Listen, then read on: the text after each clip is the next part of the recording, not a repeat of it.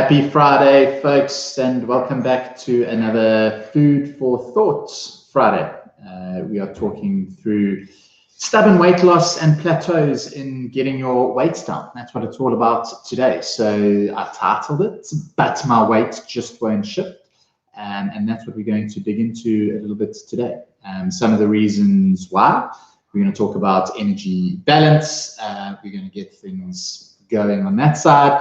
Talk about energy in, energy out, behaviors and habits and things that contribute to it, and then a little bit on sort of what to do and give you guys some ideas of ways to overcome it. And I'm going to finish off talking about reverse dieting, a concept that might work for some of you, and it might be one of the sort of extra tools that we can add into the toolbox of getting your weight down. So let me know who's all here and how things are going. How you guys have been. Tanya Barnard is here. Good afternoon. Deline says, happy Friday to all the Jeffers. Lovely, it's Friday. I'm very much looking forward to the end of this week. It's the last fairly chilled one before we kick off with Series 21-Day Challenge next week. So Greer and I have signed up and going to get our strength on. So last little sort of flexi weekend before that happens. And I think that's going to be across the board. Let me know if you're doing a challenge as well. Lizelle is here. Vilma, how are you doing? Lauren, nice to see you. Happy Friday to you as well. Linda Braithwaite, Renee, good afternoon. Sharon, how's it going? Paula, lovely. Shani's here. Karen's here. Super excited for this one. So as I go through this, guys, please send through any questions. If there are things that I'm talking about that appeal sort of to you in some way, you might have a little bit of a question around it, or there might be something that pops into your mind because you've been struggling with shifting those kilos, and please let me know. Lindy loves the shattered scale pick. So it's a shattered scale, not because you're still in it, because you got frustrated that the numbers weren't changing. So I just want to put that disclaimer in there. Noel, you're listening whilst at work. Verena, how are you? Cool. So Lizelle's also with me on Series Challenge. Lovely. So we're going to get stuck in on Monday. I'm really looking forward to that. Karika's doing a strength challenge as well. Beautiful. All right, guys. So obviously we're talking about stubborn weight loss and plateaus today. So what I want to do is just firstly talk about many layers of this. There's a lot to actually dig into it, but kind of splitting it into two main things. And the first is what is weight and how am I measuring it, and is it sort of determining my progress, and am I actually doing the right thing with checking it?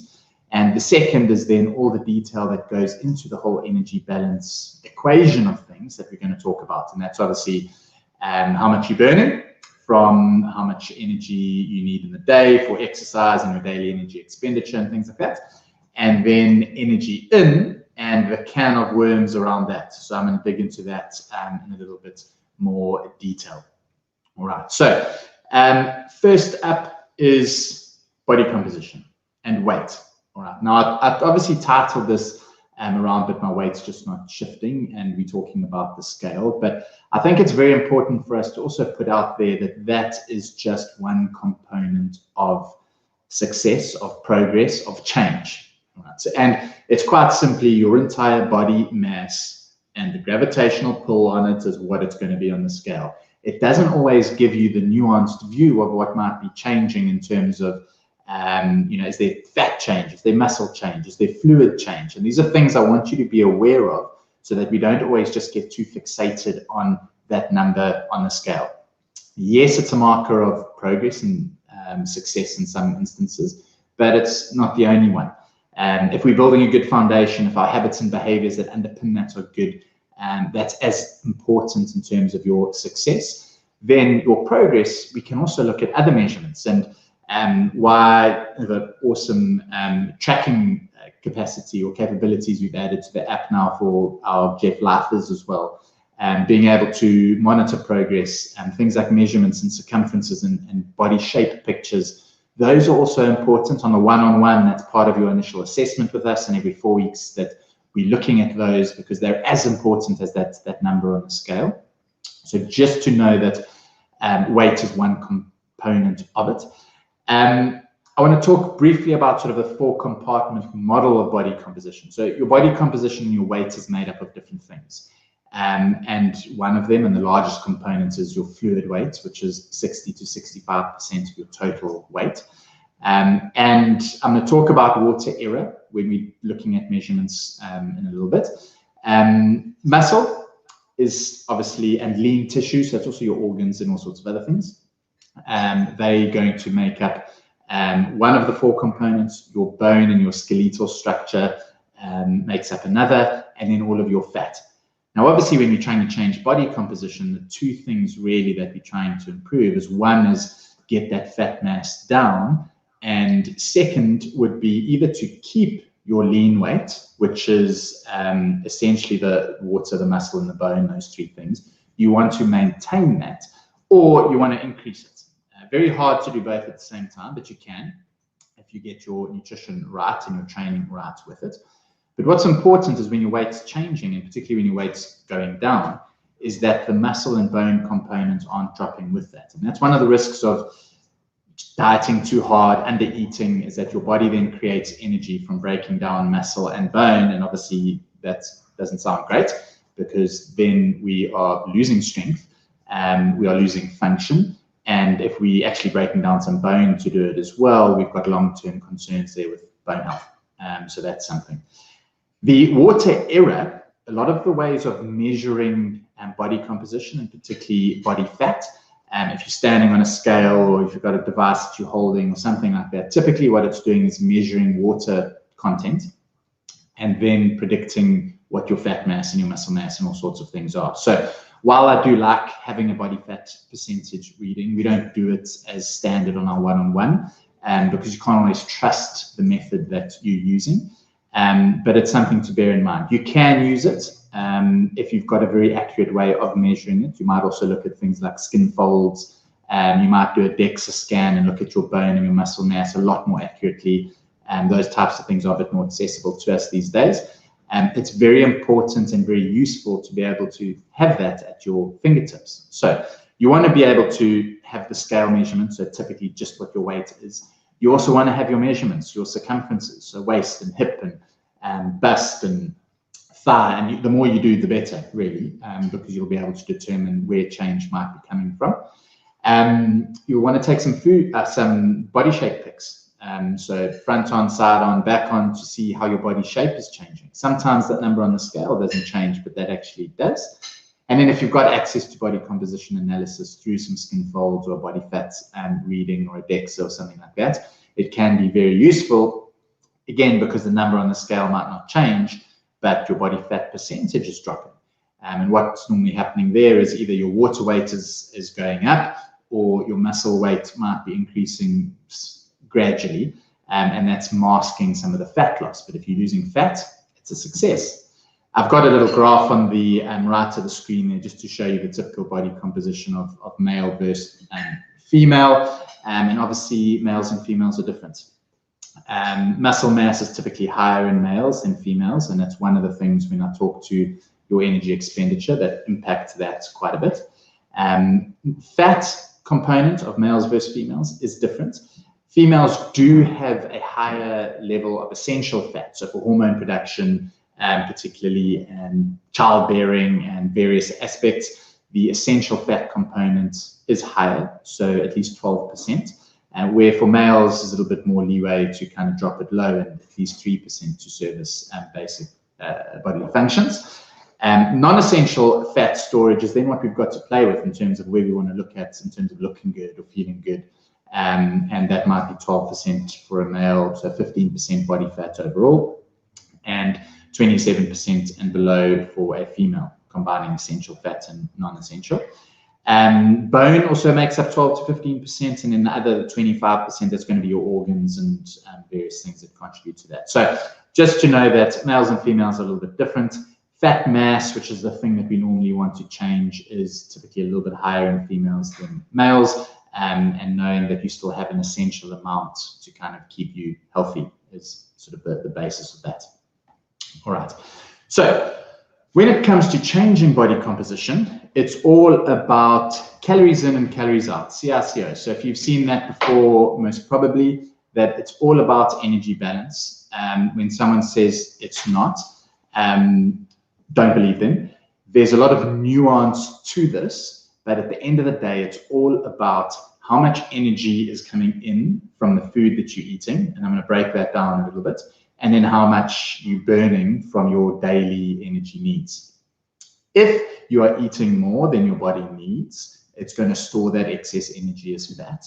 If you're eating less than your body needs, it's going to break down some tissue, so muscle or bone or fat, ideally, to create that energy, and that's what causes weight loss. So, as a simplified view of it, that's exactly what it is.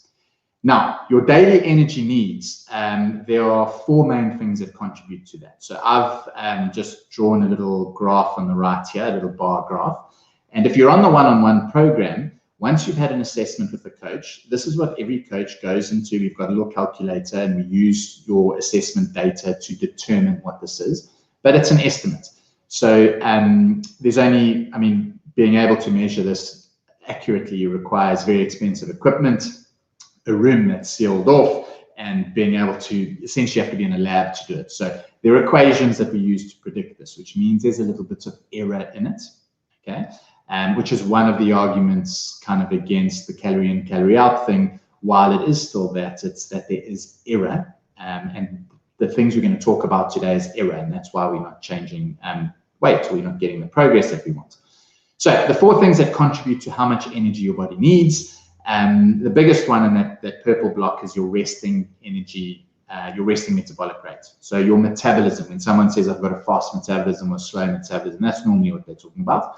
But that normally makes up 60 to 80% of your total energy needs. So it's the most important thing to kind of consider what your resting metabolic rate is. The next is your exercise calories. So how much you're training. Are you doing a 45-minute class? Are you running for 3 hours? Or whatever? That's all going to determine your exercise calories. If you're not doing anything, that's going to be 0. Your non-exercise activity is one we often forget about, and that is just normal movement. It's fidgeting, it's doing little things, kind of, movement that isn't structured exercise, which can still be about 15 or 20% of your daily needs. So, and I've mentioned this a few times, in lockdown, that typically went down because we were sat around and we had to walk 2 meters to get to the fridge and a meter to get to the table, and we weren't doing a lot. If you've got a desk-bound job, this non-exercise activity is something that is quite a major hurdle in weight loss goals. So you might not be moving as much as you think you are. You might not be getting the steps that you do. So a lot of our coaches also set sort of daily movement targets with coaches, and it's something you can do with yourself. Simply, it could be sort of the steps that you want to get. Or it could be trying to do a little bit more in terms of non-exercise and keep that up so that you can burn extra energy. If there's 15% unaccounted for there because you're just sitting on your bum, that in its own can stop your weight loss progress. Then the smallest component at the bottom there, the blue one, is what's called the thermic effect of food or digestion. And that's the energy your body actually uses to break down the food that you're eating. So when you're eating less, your body's burning less to break that down. And also what the composition of your diet is going to determine how much energy your body's got to use to do that. So when I get into the calories in, I'll explain that a little bit more. But the makeup of your diet can impact how hard your body's got to work to break it down and how much it also extracts from that. So it's another component that, again, influences your success. So in terms of knowing what your calories out are, these are the 4 things. And you can influence all of them, right? By changing your diet, you're going to impact your how much energy your body's burning to break it down. By moving more, by not sitting down, by fidgeting a little bit more and being on the go, that's going to impact your non-exercise activity. Your exercise, that's pretty simple. Are you training hard enough, long enough? Do you need to do more, whatever the case is, so that you can burn more? And then your body's resting metabolism is also impacted. There's not a lot you can do in that space. There might be a medical issue around why it's slow or fast, and that's a separate conversation and one we've had in the past. But strength training and having a good, healthy amount of muscle is going to impact your body's metabolism, your metabolic rate, because the tissue that is active is your muscle. So the more muscle you have, the more your body's got to burn just to kind of stay alive. And I'm going to talk about sort of towards the end of this metabolic adaptation, the things that it can actually slow that. So there's something we can do to prevent that slowing, apart from the strength training and keeping a healthy muscle mass from a nutritional point of view. All right. So that's a snapshot of calories out. Calories in, which in theory is the easiest thing to change, that's your diet. And that's what we want to talk about in a little bit more detail here. And I say it's the easiest thing to change, but we need to know what we're doing to be able to change it. Right. The first step here is knowing how much you're eating. Right. So if you think that other side of the equation you've got nailed, your calories out. So you're training properly, your exercise, you're moving well, the other aspects you might not have as much control about, but you are burning energy. You're not seeing your results. We need to look at your nutritional component. All right. The first is knowing how much you're eating. And there are a few ways of doing that. But I really suggest if you've come up against a wall, you've hit a plateau, you need to track what you're doing. If you're on the one-on-one, you're doing that through food photos. All right. You better be sending 3 every day to your coach, or else your coach doesn't know what's going on. You don't know what's going on. They might come ask me for some advice. I don't know what's going on. If we can't see what you're doing, if you can't show what you're doing, we can't solve for that. You can also do that for yourself. If you don't have an accountability partner or someone, taking photos yourself. You can also track it through a macronutrient tracker, a food tracker, to see what your typical habits and routines and things are like. There's error, again, and this is going to come up a few times, but there's even error with that. If you're tracking it on one of the common sort of popular tracking sites or apps or something like that, it's a tool. It's not going to be 100% accurate, but it's a good indication of maybe what's going on there. All right. So step number 1, track what you're doing, either through some food photos, a food journal, or an app that you can track it. You need to know what you're doing so that you can change it. Then you also need to know how much you actually need. So obviously on the one-on-one, we've got the calculator that we work what that is. There are a couple online calculators like that as well to determine, right, what are my daily calorie needs. And if you've got goals, it means dropping that down. If it's weight loss, you're going to take off 400, 500, 600 calories a day and give you a goal target. So now you know how close am I getting to that. If you're just using food photos or the hand models that I chatted about last week, those are as valuable in doing it. And you'll be able to know, right, well, if this is what I'm doing and I'm not getting results, now I need to change it to do something else. So once you know what you're doing and how much you need, then you need to adjust it with your progress. So if what you're doing is not getting results, you need to take a little bit out. And if you're using a calorie tracker, that's going to mean taking out about 350 calories from what you're doing and seeing how that goes. If you're doing the hand models that I chatted about, it'll be dropping one portion of something from your meals so that at the end of the day, again, you've taken out that same amount of energy and see how you go off it. And assessing your progress. You're going to be standing on the scale once a week and seeing, right, well, I've done that for a week. Has anything changed? Do I need to change it a little bit more? It's a little bit of trial and error within that. But step number 1 is knowing what I'm doing, what are my habits, I've got record of it, and let me go from there. The second is using that a little bit deeper to then dig into the habits that might be sabotaging your progress, the hurdles that are in the way. Right? And here are a couple of things that we normally pick out. So see if any of these apply to you. The first, you have a low vegetable intake. Are there vegetables in almost every meal? If there aren't, why not? What can we do to get a little bit more in? We need that bulk. We need that fiber from there to make sure that you're getting enough. All right. Do you normally choose starchier vegetables? Are you getting more starch or fats or something as opposed to your veg? Is it not the biggest component of your diet? Because if it's not, the chances are you're not going to be getting the results that you want. What is your snacking habits and routine like? Coach Sandy's going to do a good snacking. Jeff Ed Nicole is. Sorry, Coach Nicole's got one coming up. And in that one, we're going to be talking a little bit about the habits, the things that drive your snacking. What's a quality snack? And I've spoken about it a few times in terms of the reasons we're snacking, but quite often we go wrong in terms of our snacking. Is it something you can pick up from your journal that you're keeping? What are your fluids and alcohol like? Is there calories, unnecessary calories from your fluids and your drinks? What are you adding to your teas and coffees? How's that all adding up? Are you drinking any alcohol that's getting in the way of your fat loss? If you're banging your head against the wall and you haven't yet cut out alcohol, it's worth giving it a shot. It really is. Then the sauces and dressings and sweeteners, and what are you adding to your food? Are there little things? Quite often it's not the bigger picture plate that's the problem. It's all the little things that are in there that we don't really account for. So, is there a little bit of extra sauce here? Is there dressing? Am I cooking in quite a bit of oil? Are those things meaning that even when I'm tracking them, I'm not writing them down? And that could add up to 200, 300 calories in a day. And that's enough, again, to break your progress. Do you partake in any mindless eating? So are you doing anything that you're not aware of? Is there subconscious sort of eating that's going on? You're just in front of the TV and grazing on something or sipping on something and not aware that there's actually calories in there? Are you prepping dinner for the kids and tasting as you go? Are there times that things are going into your mouth that you aren't thinking about it? Are you not practicing your mindfulness? And that's something to have a go at.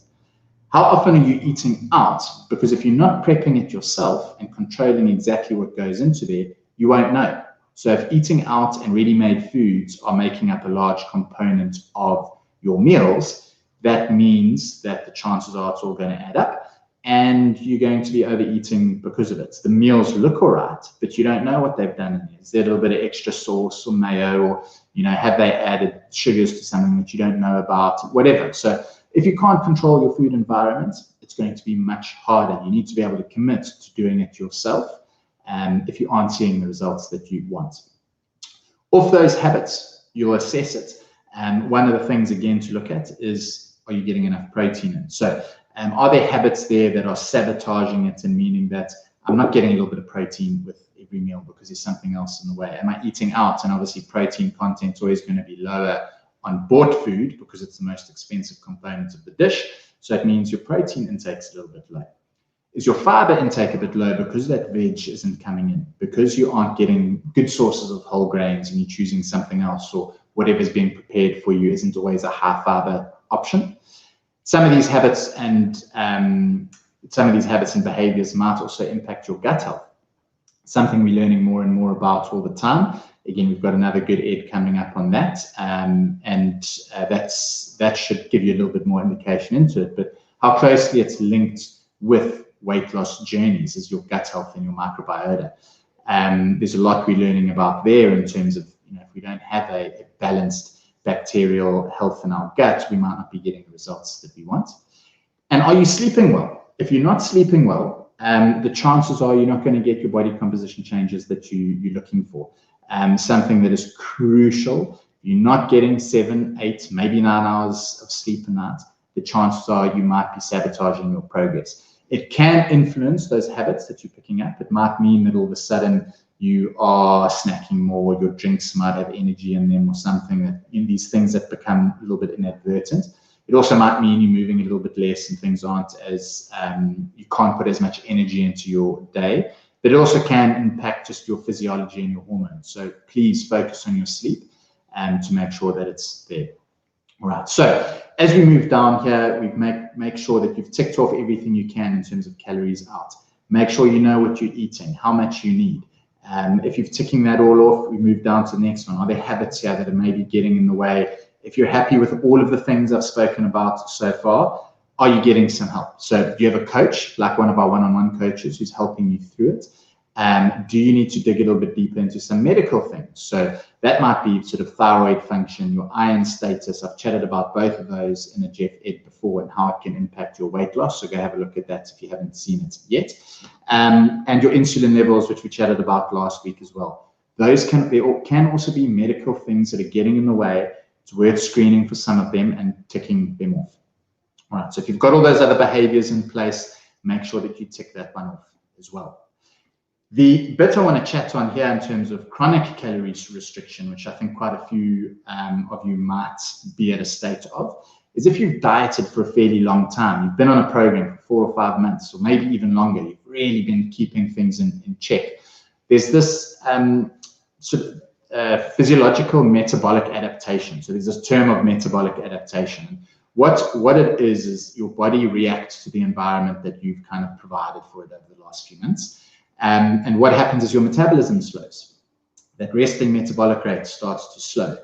Your daily movement starts to slow. These aren't things that you're actually thinking about and doing, but it's a natural process because your body wants to conserve energy. It doesn't like being in a state of stress when we're exercising and we're not eating enough. So these little things, so like your daily movement without you trying is going to be a little bit less and slow. Your exercise energy expenditure is going to drop. So even though you feel you're working as hard, sorry, I've just spilled my coffee here. Even though you feel you're working as hard, your calorie burn won't be as high because you can't put the same in and your body can't metabolize as much to get you through the exercise. The session might just be feeling a little bit harder as well. Your watch might tell you the same calories, but we know that a watch is just an estimate again. So you might actually not be burning what you think you're burning. Your digestion slows because your body wants to absorb a lot more nutrition out of your food. So everything goes through a little bit slower. Your body ekes out as many calories as it can from the food that you're eating. And that means you're actually getting more from your food than you were previously. And your hunger goes through the roof. So your body wants to eat. And it might mean your portions just increase a little bit or your behaviors just change a little bit. And all of that impacts it slightly. So what it ends up sort of resulting in is that you actually need 5 to 15% less calories just to maintain weight. So that means you've got to drop it even further to try and get that weight loss down, which is then a perpetual cycle of eating less and less and less to try and get an outcome just because you've been overly restricted for too long. Okay, so that's some of the downside of it. It's part of the reason we also include our day and a half every week, because a day and a half of it in a very short period can actually counter some of that. So you eat a little bit more over the day and a half. You kind of overcome some of these. There's adaptive thermogenesis, which is the word for your metabolic rate increasing because all of a sudden you're giving it more food. So it actually ends up burning more as well. And that's the importance of that day and a half that we put in there. Off this as well is something for us to consider in this concept of reverse dieting. So if this metabolic adaptation is something you think that might be present for you, you've gone through the checklist of where I started with all of this and all of those things, your behaviors are in check, your habits are good, your exercise is good, you've tracked your diet, you know what's going on, it just doesn't make sense. This is maybe what's happening, is that your body's reacted to chronic dieting.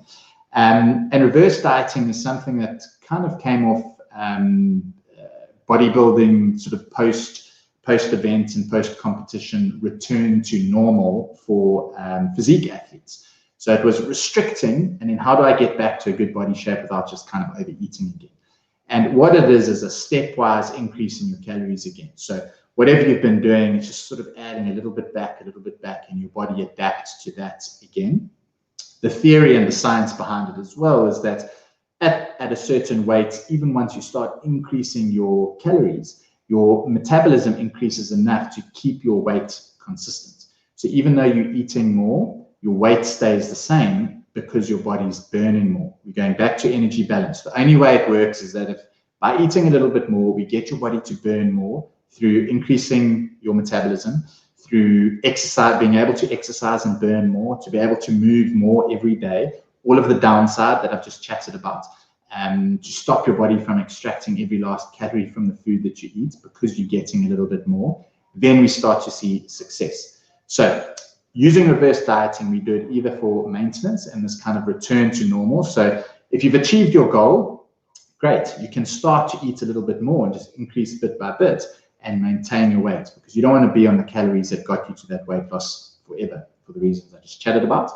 And then also to overcome the issues of this chronic dieting. So what you'll do is you'll use it and then you'll drop your calories back down to what you've been. So it's kind of a little bit of a cyclical reintroduction of calories for 2 to 3 weeks, and then you drop it back down to what you're doing. And you'll most probably see some good results off the back of that. How you do it is adding about 50 to 60 calories a day. Not a lot, all right? If you're using a calorie tracker, you can track that. If you're using the hand models I spoke about last week, it's about half a cup of a starchy food a day or 1 thumb of a fat-rich food. You do that every day for sort of 2 to 3 weeks. And it just means you're going to increase your calories by a couple hundred calories over the 2 to 3 weeks, and then you're going to drop it back down. You want to track it standing on the scale once a week. making sure that weight's not changing, it's not going up by more than 200 grams. But quite often you actually find that it starts coming down. You're eating more, the weight might stay the same, but it might actually just start coming down even though you're eating more, because you're able to burn a little bit more out of it. Right. So that's a kind of a simple introduction to it, but you need to go through everything I've just chatted about. You need to make sure that you're consistent before starting this. You can only change something that's consistent. There's no point doing it if your diet's all over the place anyway, because your body's most probably not have gone through that metabolic adaptation. If you've been consistent and restrictive for a while, worth trying. Everyone's going to respond a little bit differently. Some people have really good success with this, others don't. If you've got a high amount of muscle mass, the chances are you're going to respond a lot better as well. So that strength training is important, and maybe why as we age as well, we don't see as good results out of it. You need to make sure that you're moving and you're exercising at the same time.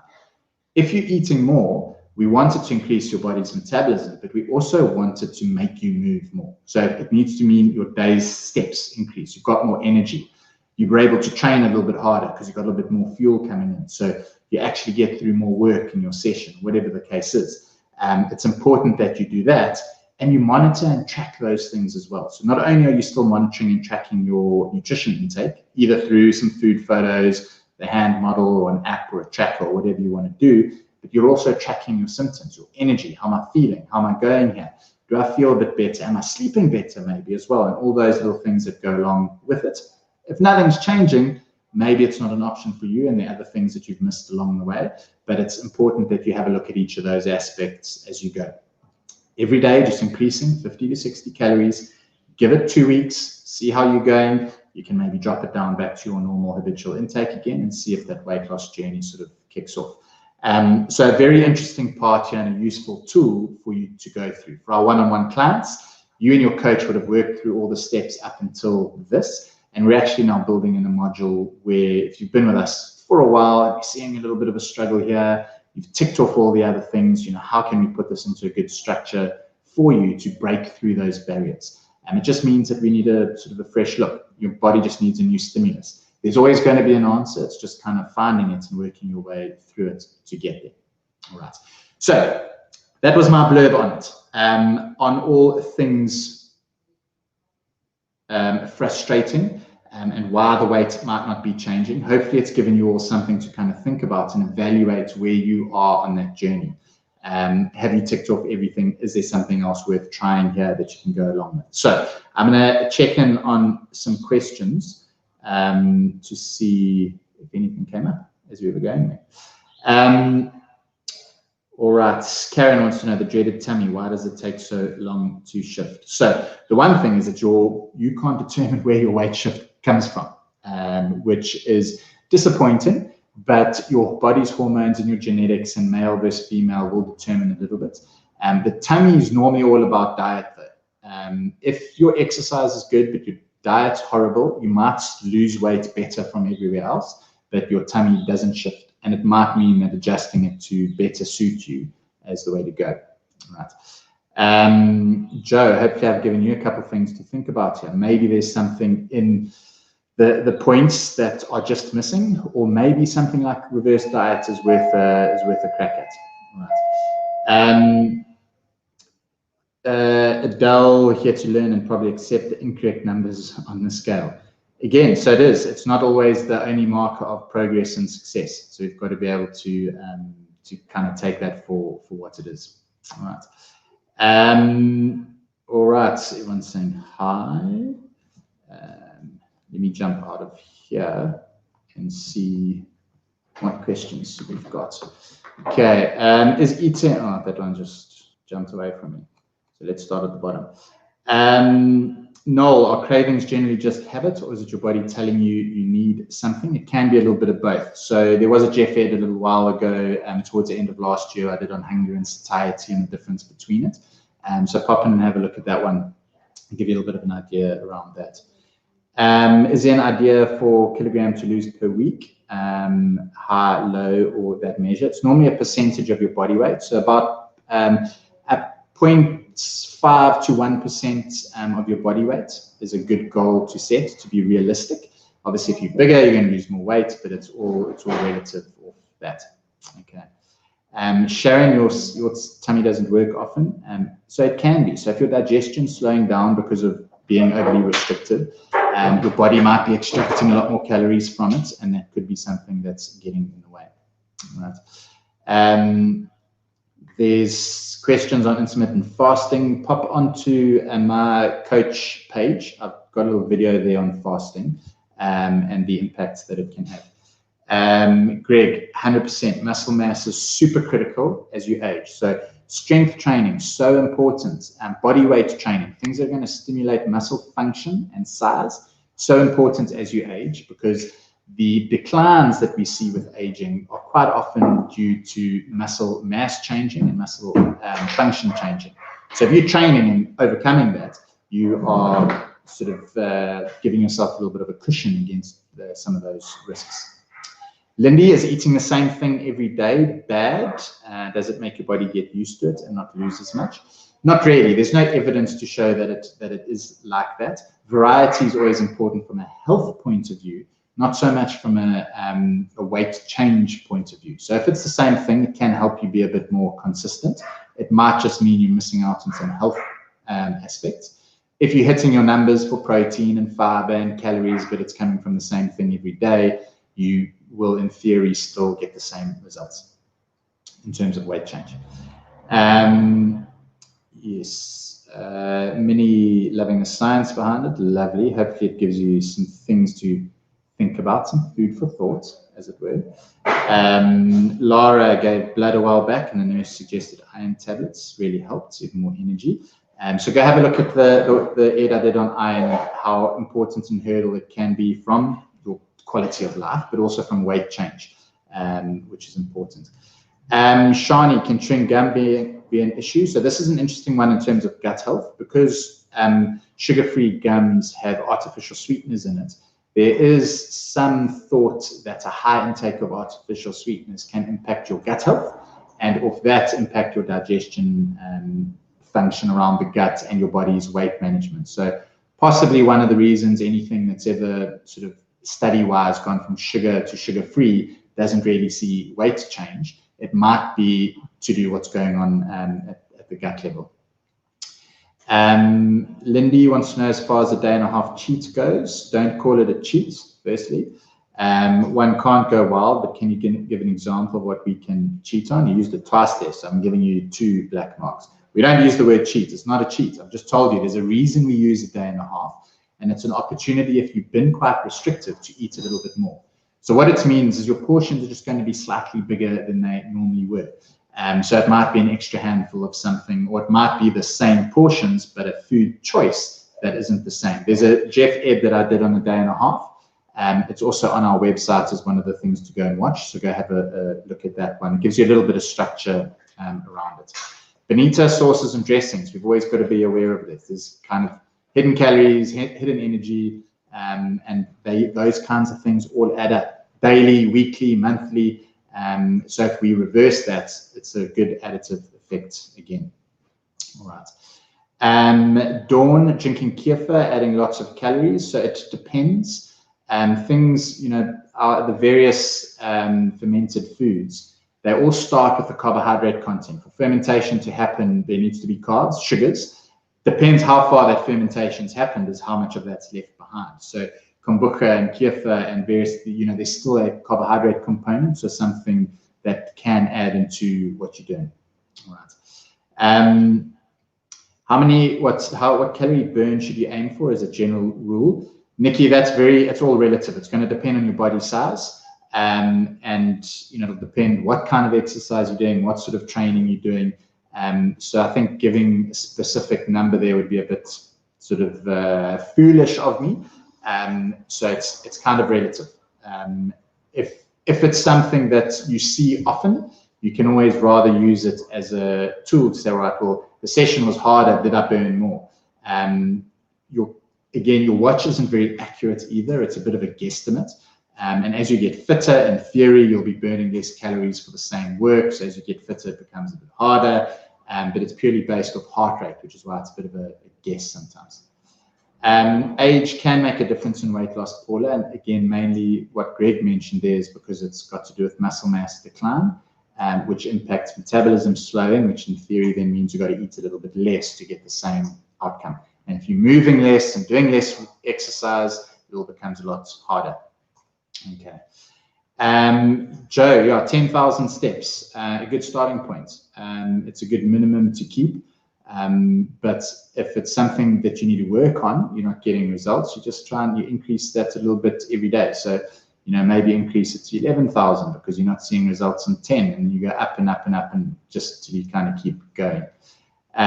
Joe, yes, so the things that I've just mentioned will impact your metabolic rate as well as your body's muscle mass and your general health. Those are typically the main things that'll have a role to play. Okay, we go back to the bottom and catch the last few questions before I let all you legends go, if there's anything that came in while I was going. Sharon, what's a reasonable deficit in calories per day for 0.5 to 1 kg drop per week? So, and on our one-on-one as well, we try to structure it between 450 and about 600 or 700 at high level. But that's a good range to be within in terms of a deficit to see that losing. All right. Karika, is it true that popcorn is a great snack when dieting? Don't know what you mean by a great snack, but it doesn't have protein, so it wouldn't tick my first box. It's got fiber, which is the second thing, great. There's no fat, so remember protein, fiber, fat. I always look for a little bit of all three. And popcorn, a lot of it's air, so you're getting, it's carbohydrate sort of rich snack.